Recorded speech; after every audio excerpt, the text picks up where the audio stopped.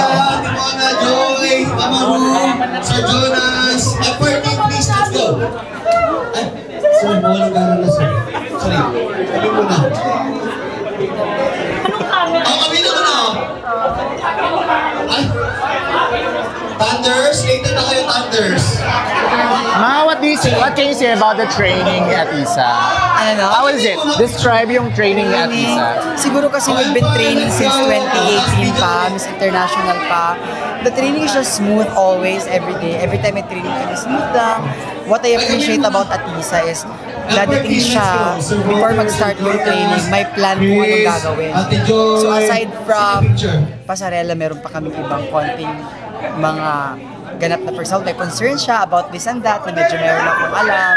And si Oyel nandun always. So it's just smooth and I'm just really grateful kasi si Mama J, meron talaga siyang mga tips. Ito, nakita ko to. Ito, ulit. Ito, mga ganyan. How long is one training day?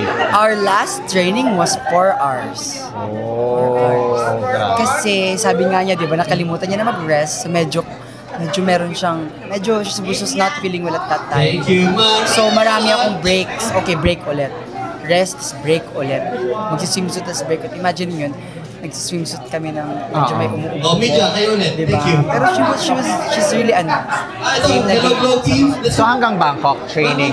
Impossible na hanggang Bangkok kasi di ba we know Miss Universe, we've covered Miss Universe multiple times. So as much as possible, dito pa lang ready siya. At diba, pag Miss Universe, bawal ka talaga makipag-interact sa team.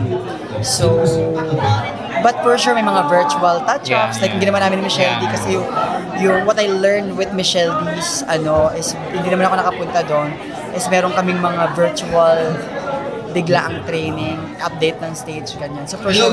But this time, you'll be in Bangkok since day one. Wow! Hindi naman since day one. Kayo yon. Kilala kita. Day one, sabay kayo ni Coach, diba? Baka magpapalit na kayo ng isa. Are you training anyone else? Other countries na May nag-tap in, yes. Like the usual. Surprise na lang kung sino. So, dalawa. Friend, pag-friend kasi diba hindi makaintindi. Pero yun, meron naman sila ng trainer, beauty queen.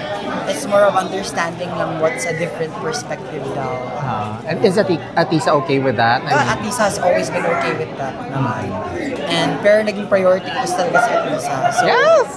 Kasi kami naman nauna, di ba? So, yun. But speaking of Thailand, I'll be there by the prelims. Yes! Kasi ang dami na lang fashion show, swimsuit, ganyan. Ang daming activity. But thank you. First time ako may Good luck. Ambush, di ba?